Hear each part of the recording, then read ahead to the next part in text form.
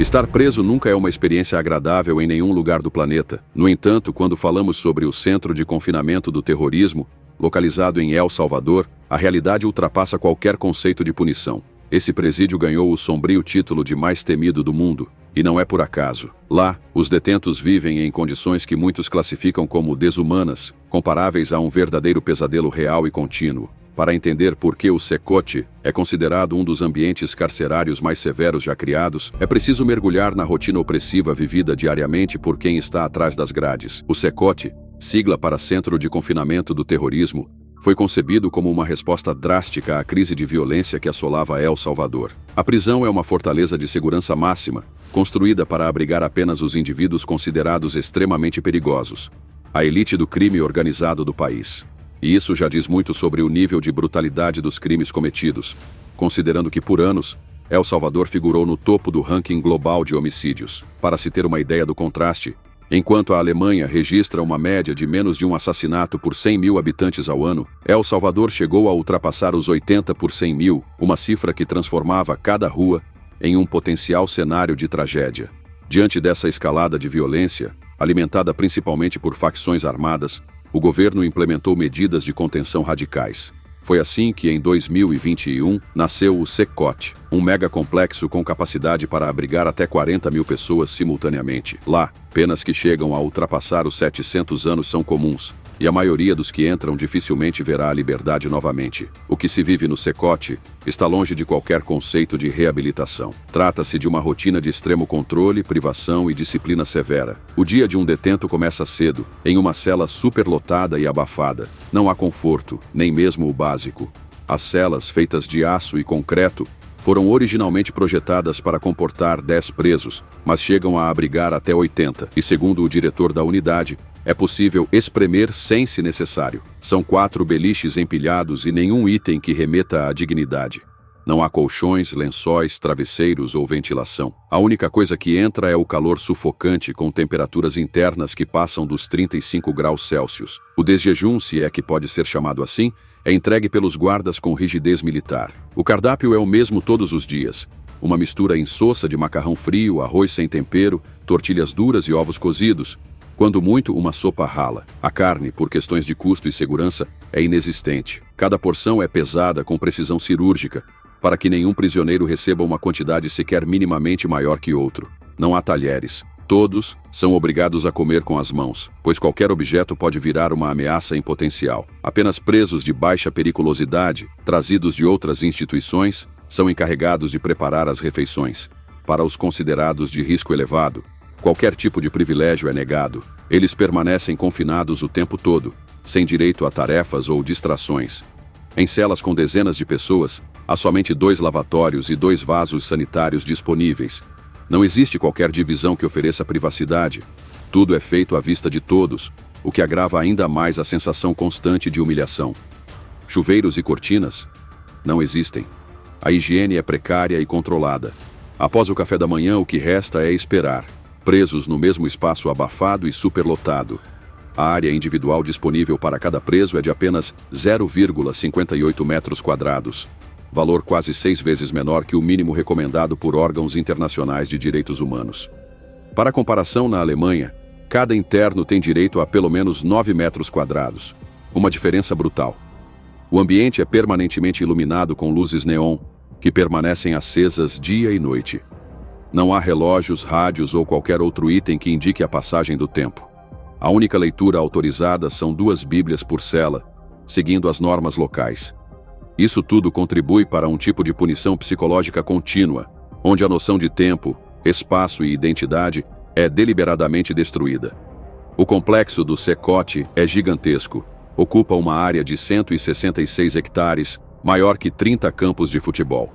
Todo o perímetro é protegido por 2 muros de concreto, cercas eletrificadas e 19 torres de vigilância. Ainda assim, os detentos passam quase o tempo todo dentro de celas sem janelas, saindo apenas por 30 minutos diários. Nesse intervalo, são levados ao corredor algemados nos pulsos e tornozelos, sob vigilância armada. Nem mesmo as atividades físicas são livres. Halteres e qualquer outro equipamento foram proibidos para evitar possíveis confrontos ou ataques. E se você acha que toda essa estrutura elimina a violência interna, está enganado. Mesmo sem acesso a armas, as tensões entre os presos explodem com frequência. Brigas e agressões são comuns e, muitas vezes, saem do controle. Para conter qualquer tentativa de rebelião, o presídio mantém um exército interno de 600 soldados fortemente armados, além de 250 policiais, todos treinados para agir com firmeza extrema. O tratamento é implacável. Quando querem punir coletivamente, os agentes cortam água e energia das celas por tempo indeterminado, intensificando o sofrimento. Organizações internacionais que monitoram os direitos humanos comparam o Secote a um campo de confinamento. Há relatos graves de castigos físicos, como confinamento em gaiolas metálicas e até submersão forçada em tanques de água. Segundo denúncias, essas práticas não são exceções aplicadas por poucos agentes, mas parte de um protocolo institucionalizado. A ideia central é clara: desumanizar os presos completamente, anulando qualquer vestígio de identidade ou autonomia. Esse processo começa com uma medida simbólica, mas poderosa. A cada 5 dias, todos os detentos têm a cabeça raspada. Em determinadas ocasiões, são forçados a permanecer ajoelhados, enfileirados em corredores ou pátios, com as mãos na cabeça por horas, sem se mover, sem falar, sem descansar. Quem ousa desobedecer pode ser enviado para uma cela minúscula e completamente escura, onde é mantido em isolamento total por vários dias. No Secote não existe contato externo. Os presos não têm direito a visitas familiares, não podem receber advogados, nem se comunicar com o mundo de fora. O sinal de telefonia é completamente bloqueado. Não há cartas, ligações, nem qualquer meio de saber o que acontece além dos muros. Aqueles considerados menos perigosos são colocados para trabalhar, mas em condições igualmente severas. São levados para fábricas, plantações e canteiros de obras onde executam tarefas pesadas sob vigilância constante, sem nenhum tipo de pagamento ou compensação. O governo chama essa prática de reintegração produtiva, alegando que os presos estão contribuindo para compensar os danos causados à sociedade. No entanto, na prática, trata-se de trabalho forçado, com jornadas exaustivas, sob o calor escaldante e sem perspectiva de melhora. Ao final do dia, esses detentos retornam às mesmas celas superlotadas, onde têm poucas horas de descanso antes de recomeçar tudo de novo. Antes de entrar, passam por revistas corporais rigorosas, inclusive com escaneamento completo para impedir a entrada de qualquer objeto considerado ilícito. Fugir desse lugar é praticamente impossível.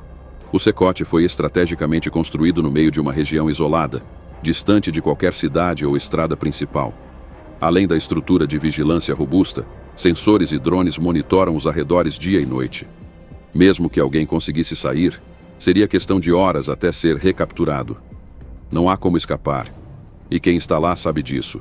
A única certeza para os detentos é que, a cada novo amanhecer, eles seguirão encarando o mesmo cenário imutável, onde o tempo parece não passar, apenas consumir. E se você está gostando do vídeo, quero convidar você a se inscrever no canal para receber mais vídeos interessantes como este. Continuando. Apesar de muitos salvadorenhos demonstrarem aprovação à linha dura adotada pelo governo contra o crime organizado, nem tudo nesse modelo de repressão é bem visto fora das fronteiras do país. A população local, em sua maioria, parece aceitar e até apoiar as medidas extremas, mesmo quando envolvem detenções sem mandado judicial, sem provas formais ou direito à defesa. Há relatos de jovens capturados apenas por parecerem suspeitos, baseados em tatuagens, roupas ou até bairros onde vivem. E isso tem gerado polêmica em organizações internacionais. Ainda assim, o apoio interno ao Secote permanece alto, mesmo diante de denúncias graves sobre as condições de encarceramento. Nos primeiros 7 meses após a inauguração do complexo, 90 detentos perderam a vida dentro da prisão. As causas variam desde negligência médica até complicações por desnutrição, agressões e colapsos físicos causados pelo confinamento extremo. Nenhum desses casos levou à responsabilização direta de autoridades, e os registros foram tratados com silêncio oficial ou respostas evasivas. Mesmo assim, o governo salvadorenho mantém seu discurso inflexível. O próprio presidente do país já ironizou as denúncias, fazendo comentários sarcásticos em pronunciamentos públicos.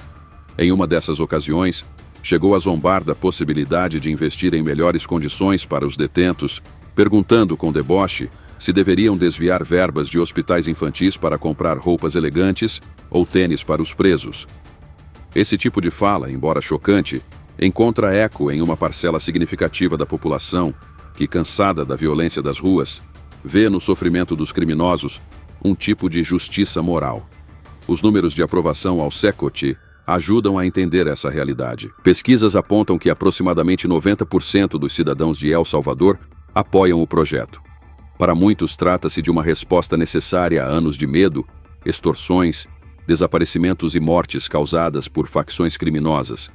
E os dados de segurança pública mostram uma queda impressionante. Em apenas um ano, a taxa de homicídios no país foi reduzida em quase 60%. Uma transformação que, segundo o governo, está diretamente ligada à estratégia de prisões em massa e repressão absoluta. Mas, como em todo assunto delicado, essa realidade tem múltiplas interpretações. Por um lado, a violência nas ruas diminuiu. Por outro, as vozes críticas alertam que a brutalidade apenas mudou de cenário, saindo dos becos e se escondendo atrás das muralhas do sistema prisional. O que resta é o debate. Até que ponto vale sacrificar direitos fundamentais em nome da segurança? Seria o sofrimento extremo dentro do SECOT uma forma legítima de punição ou um retrocesso disfarçado de ordem? Agora a pergunta fica com você. Esse tipo de prisão, com condições tão extremas, é realmente eficaz ou apenas mascara problemas maiores da sociedade? Acredita que os criminosos merecem esse tipo de tratamento? Ou existem outras formas mais justas e humanas de punição? Deixe sua opinião nos comentários. Queremos saber o que você pensa sobre isso. Se curtiu o vídeo, confira como é a vida do membro de gangue mais temido nessa prisão. Obrigado por assistir. Fique com Deus e nos vemos em breve.